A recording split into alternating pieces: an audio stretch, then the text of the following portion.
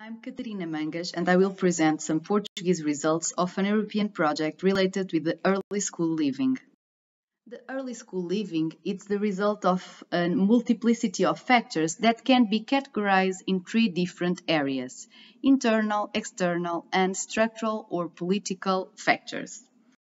The average of early school living in European Union is 14%, and in Portugal the objective is to reduce it to less than 10%, because this phenomenon can have long-term repercussions.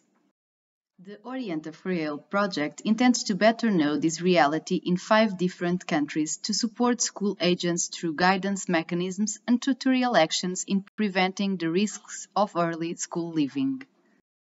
In order to know and understand in depth this social phenomenon, we choose to follow a non-experimental qualitative methodology, trying to listen to the agents involved in a logic of exploration and detailed description of the situation experienced by 7 board and administration members, 42 teachers and 68 students of 7 schools with professional courses in Leiria region, in the center of Portugal.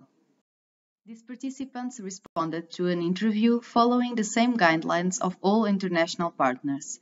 The results were analyzed with the software MaxQDA 2018 that allows to organize the data in categories. In this communication, we will focus on the first one, risks of early school living, and on the last one, re-entry strategies. When crossing these 2 categories, we found subcategories of factors most valued by respondents: structural, family, and personal factors. Factors of a social and institutional nature were less highlighted. To reduce early school living and promote the re-entry of young people, the participants suggested the creation of new courses with diversified areas, more appealing curricula, and less traditional formats and schedules, the adaptation of teaching methodologies, making them more practical and flexible, an improvement of parental involvement because of unstructured families with the dependence on state subsidies, low qualification levels, and the devaluation of school education, and taking into account the influence of peers, which can be beneficial or harmful, causing demotivation, low expectations, and low self-esteem.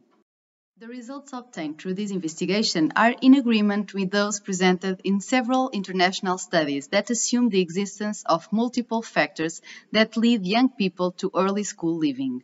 The risks that are associated with this issue enable a timely intervention that, whenever possible, acts in prevention and not in remediation.